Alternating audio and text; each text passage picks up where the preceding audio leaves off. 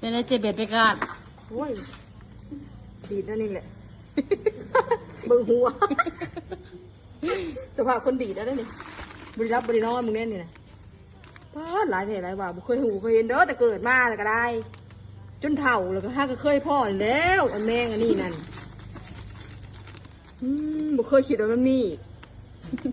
นึกว่าแม่งจะจีดุดอันขี้งัวขี้ควายนะโบแมนเนาะอะโป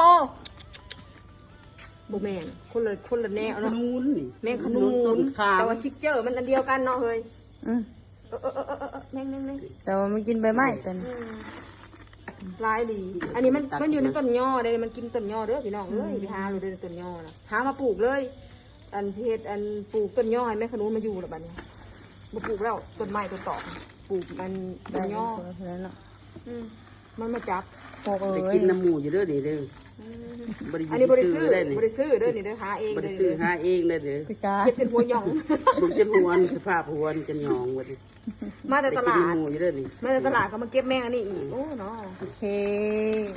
นางขายเครื่องเพื่อนก็มาบ่ได้ขายเครื่องบ่ดีมานี่ขายเครื่องบ่ดีมาบ่ได้เก็บเป็นขนุน